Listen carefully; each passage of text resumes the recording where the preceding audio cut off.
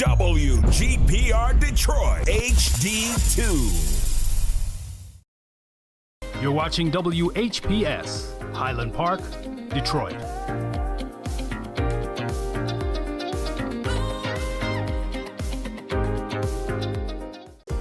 The views and opinions expressed on the following show are not necessarily the views and opinions of WHPS, its affiliates, management, or sponsors.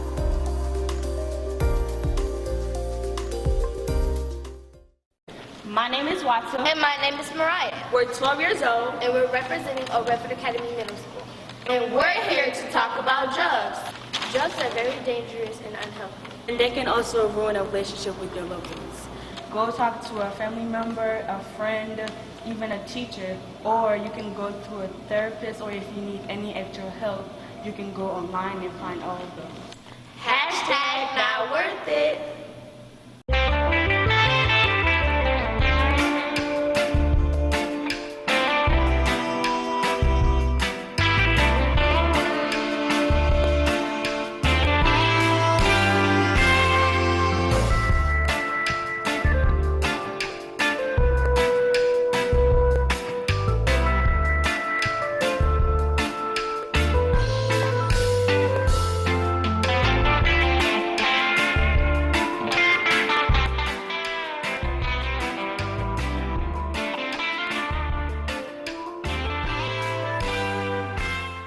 Good day, good people, and welcome to Expose Under the Sun.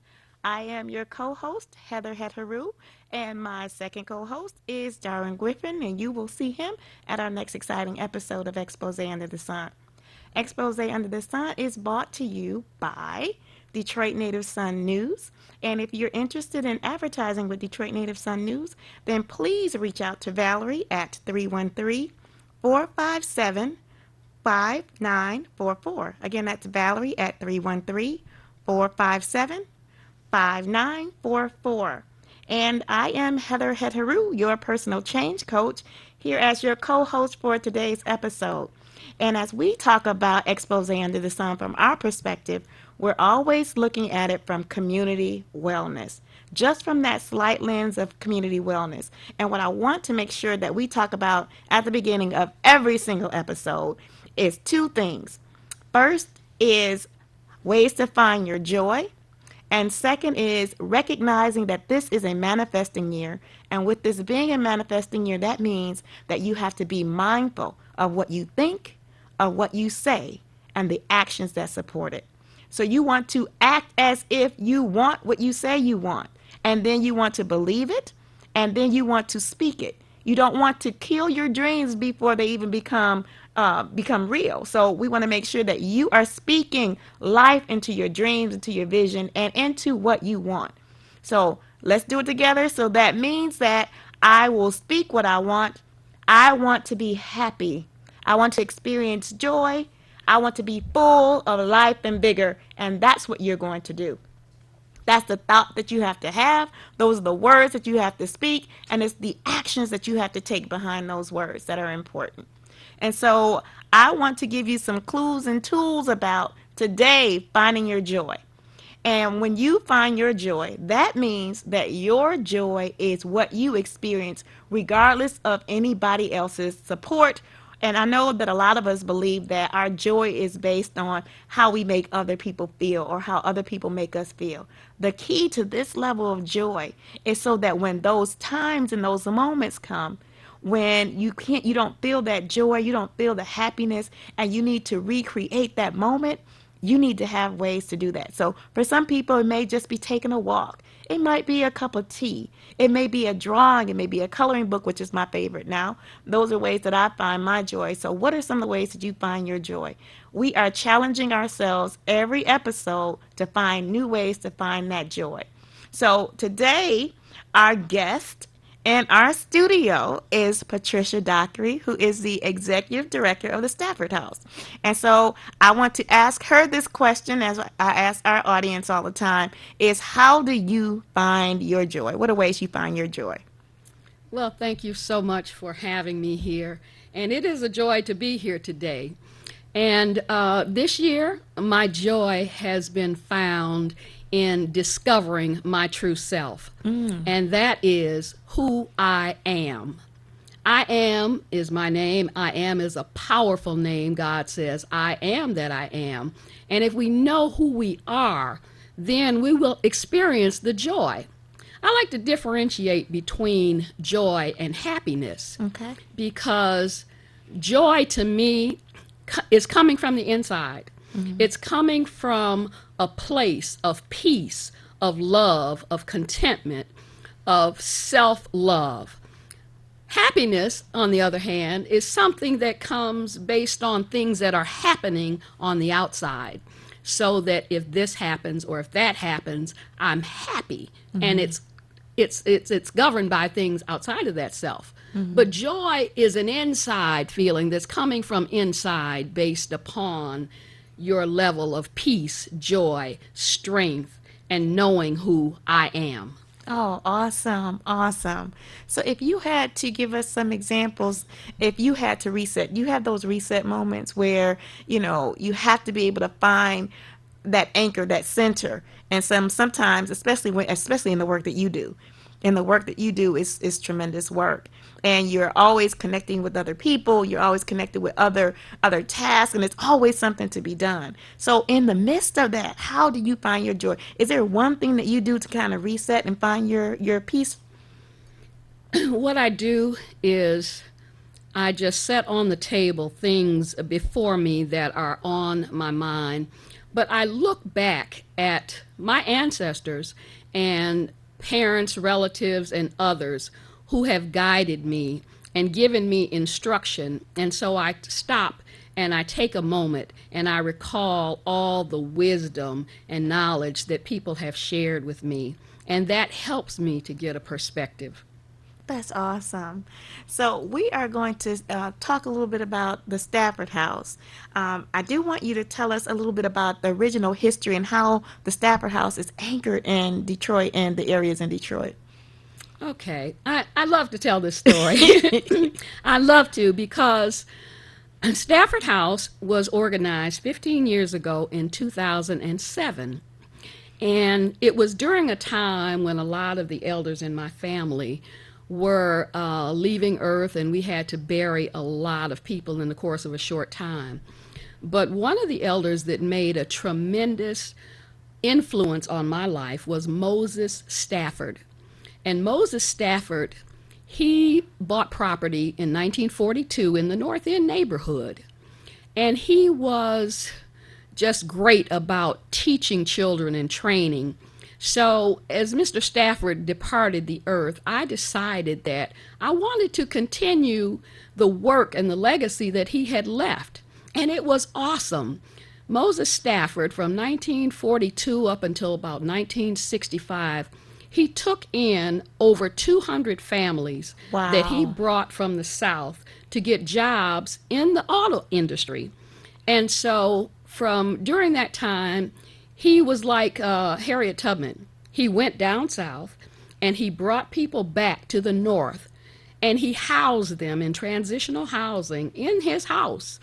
And they would stay there. Whole families lived in the rooms. They lived in the basement. They lived in the lofts. They lived all over the house. And they would stay there transitionally till they got their job in the plant. And then they would move out on their own. Wow. My family came to the house in 1950. And I was born literally in the house that is now Stafford House in 1952. And so that history of helping families get a fresh start until they could get on their feet and make it on their own, I decided to continue that tradition. And so we started Stafford House, and we took in young people who had been adjudicated in the criminal justice system, boys 16 to 21 years of age that society said were outcasts. And we housed them and transitionally and gave them a place to live until they could finish school or get a job and move out on their own. And for the first 8 years, we took in boys who society said were throwaways. But Moses Stafford said there are no throwaways. Every child has value. All you have to do is give them a way to go by, and then they'll follow that instruction. So that's how Stafford House began. It was all about people and helping people get a start. That is amazing. Well, and since you shared a little bit about the judicial system, tell us a little bit about your background and how you even were able to see the things that were happening to boys. Well, around 1990, I started my own law practice. I had worked in corporate America for about 11 years, and I decided that's not what I wanted to do, okay? Working in a all-white male executive environment, and in the early 70s, after the riots, they decided to give women jobs in corporate offices. And so you got 2 points for a black and a female. So you're a twofer, right, in an all-black male corporate environment. I hated every minute of it. And I said to my mom, I want to leave. I want to go to law school. I want to be an attorney. And she said, leave. Leave. And I said, other people call this a quote-unquote good job. Right. And you're saying leave? She said, they're not your source. Do you know who your source is? God is your source. Your universe is not broke. God is not broke. You can go anywhere you want to go, and you will be provided for. And I just took her at her word. I left, went to law school. And so when I got into law practice, what I found was I took a lot of court-appointed cases because a lot of inner-city folks could not afford attorneys. So the vast majority of people who come through our court systems in Detroit, they had to use court-appointed counsel. They didn't have thousands of dollars to hire an attorney. Right. What I found out was about 95% of my clientele were young black males. Wow. 95%. Wow. I would say between the ages of about 21 to 35. And what I learned about these young people who had committed offenses was that they're just like everybody else. They're not throwaways. They're not to be discarded because of the act that they committed that broke the law. And so what we did was we characterized our young people as criminals, okay? And what I had to tell these young men was that criminal is an action.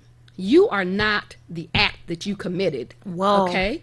You have Whoa. to separate what you did from who you actually are. Ooh. You are not that act. You are not a criminal. That's powerful. The act was a crime, but you are not a criminal. Separate yourself. You broke the law. You're a good person who made a mistake, a poor judgment, but you are not a criminal.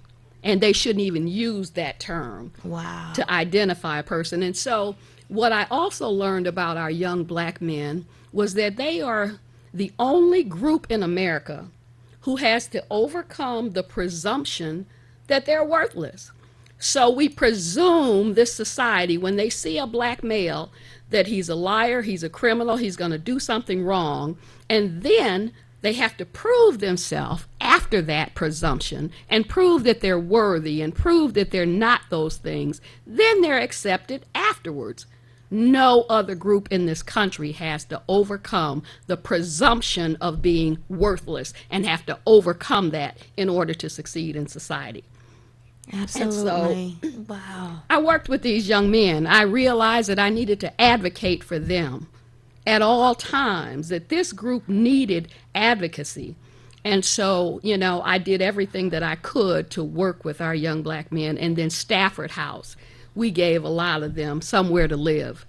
And in all the years that we housed young men, we never had one incident. And so the society called them drug dealers, gangbangers, armed robbers, murderers, all of these acts. And I told the young men, that's not who you are. That's something you did.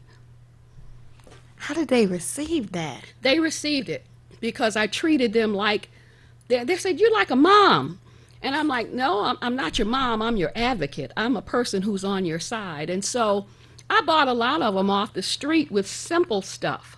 One of the young men, excuse me, who came to Stafford House, he had a history of drug dealing, and what he was really trying to do was to make a living. He had grown up in the foster care system, and so he told me, he said, I've never been able, I love cold cereal, and in these foster homes you could only have one bowl here or there, and I said, okay, let's go to the market. Filled up the basket with all the different cold cereals that there were, okay? And when the social workers came to the house, they said, well, you let them eat all they want? And I said, yes. We're talking about young men and teens. They eat a lot. They need a lot of food. Mm-hmm. He says, well, what do you do when they eat it all? I said, I go to the store and I buy some more. Okay? But this young man, I brought him off the street for all the cold cereal he could eat. Mm. And he went on to become a businessman, because a lot of these young people in the criminal justice system are unlikely entrepreneurs. Ooh. Unlikely entrepreneurs, yes. Brilliant. Yes. Uh-huh. Wow. And so that's just an example of, every life matters. Our Black Lives Matter. And Stafford House has advocated for our young people for many, many years. I mean, how did your colleagues see you as a female, a Black woman, seemingly fragile, and are you safe in that kind of environment? Did you get that type of feedback? Well, all the time. Mm. And what I tell people is that's my gifting. Okay? Everybody has gifts and talents. My gift was that I'm not afraid of people. And so if I'm outside and it's late and it's dark and there's nobody outside and I've got a package to bring in, and there's a young man walking across the street with a hoodie, and some people would say, oh, I'm about to get killed or I'm about to get shot. I think the opposite. Thank God, here's some help. Young man, give me a hand with this stuff. Because 95% of our young men are great, wonderful, ordinary people, and only 5% have ever been in any kind of trouble, and most of them are redeemable. Okay? Wow. I mean, if we took a moment to just embrace some of your philosophy, just your life philosophy, I think a lot of us would be 1,000 times better. And the families that we're trying to build with those same young men that we cast aside, right? Yes. The same young men are going to help create families, help anchor society, help build our communities. I mean, and they've always been that. Yes. We've always looked to our men to help build foundations. They are the ones that move the structures. They're the ones that have this amount of brilliance and talent that we have so often taken for granted, and now for some reason have so much fear. Yes. We have so much fear, and I think, part of that lack of respect yes, is a part of what drives them further and further away from us, as opposed to embracing us. So how do you suggest that how do we start? Is there a place to start to change our mindset? The place is just what you called it, respect. And what most of the young men that I've talked to and worked with over the years, they're fighting to earn respect. They're fighting that people would just recognize me as a person of value, which our society has done just the opposite. And so thinking of our young men as people to populate prisons. And so our society spends $55,000 per head a year to incarcerate young men, okay? And if you have a group of people that folk don't really care, but they don't expect a lot from them, then we can populate 60% or more of our prisons with young Black males. Prison in this country is a for-profit business, okay? We need head count. And we, as a society of Black folks, have allowed this system to utilize our people to populate prisons for the sake of making money. So $55,000 a year we'll put into prisons, but we don't want to give you $6,000 or $7,000 a year for education. That's too much money. But prison, we're okay with that. And so we allow the society to push our young men and use them to populate for-profit prisons.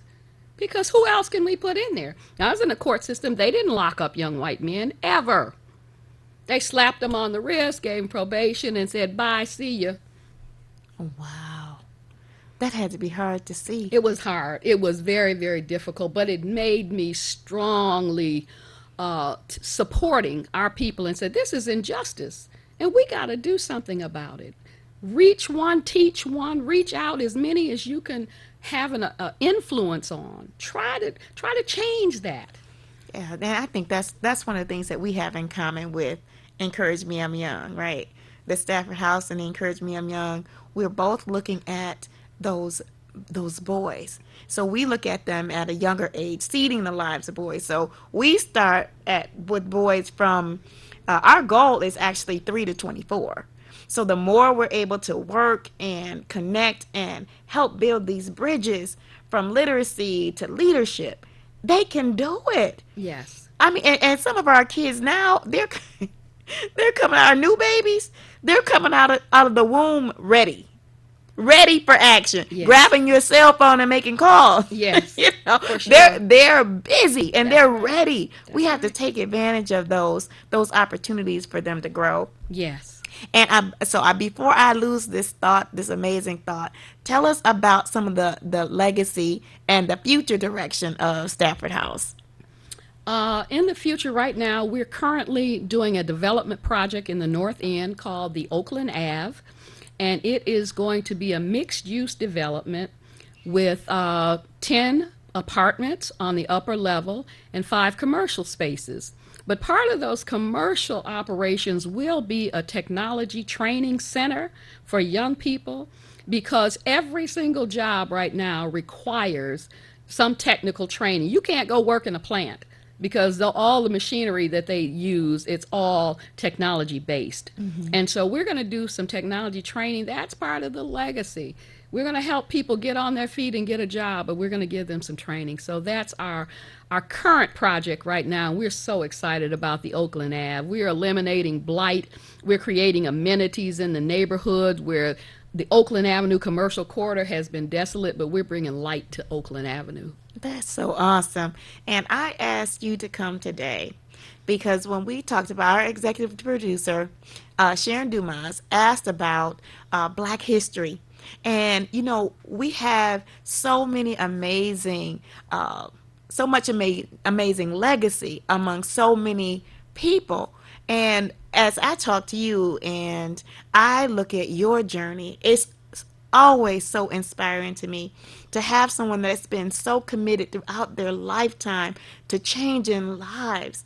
And when you see that and you can sit by someone who has that kind of energy and vision and passion, I think that is what our history is made of. Yes, Our it is. history is made of the vision and the passion and the individual people who took the time to do something different, to open up their hearts and open up their minds in new ways, that they have actually been part of the course of history. And this is her story.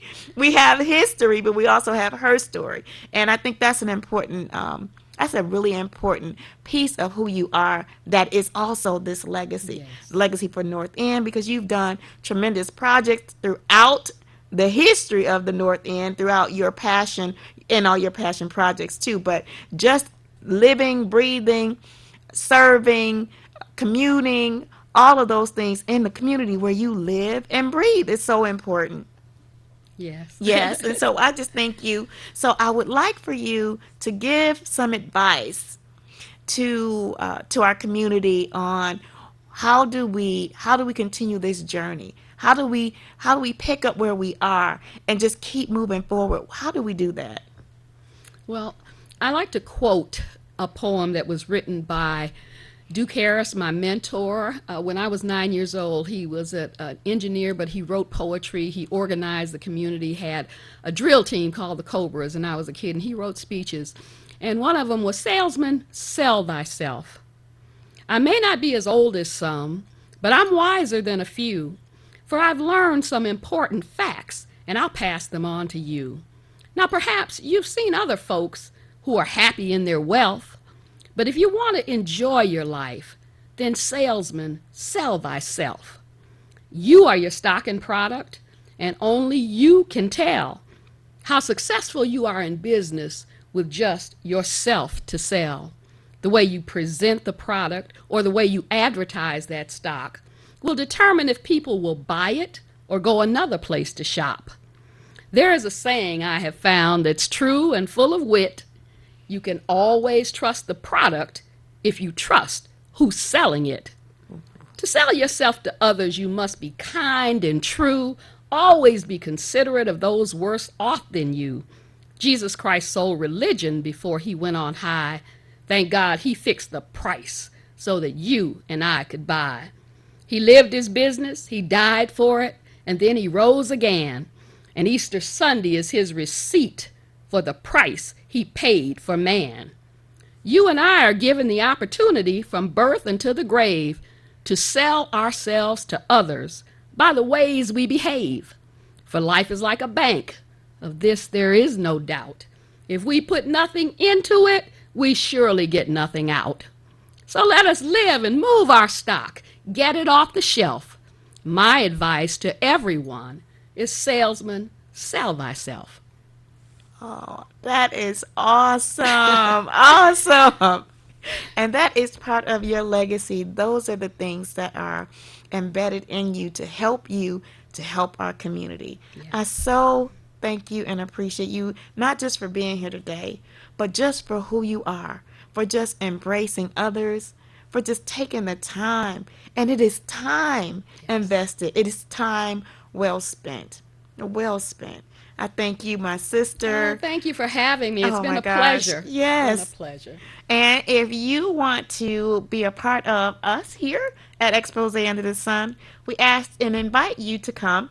Reach out to us at 313-457-5944. Reach out also to Valerie Lockhart, who is the editor-in-chief of Detroit Native Sun News, the sponsor of Expose Under the Sun. We are so excited that you are here today, and I want to encourage you in every day, in every way this year, find your joy. This is your season to manifest what you want. Remember, your thoughts, your words, and your deeds are what helps you to manifest what you want. Make sure that it brings you joy in the process. I am your personal change coach and host, Heather Hedharu. You can reach out to me at yourinspiredjourney.com. You can reach out to my business line at 313-759-7855. Don't be a stranger. We are here to make a difference. I am here because I want to see our community be well. And so every episode that we're a part of together, the two things I want you to remember is your joy and that this is your time, your season to manifest what you want. Every day, every way. Thank you for joining us, and we look forward to seeing you next time. Take good care. Bye. Bye.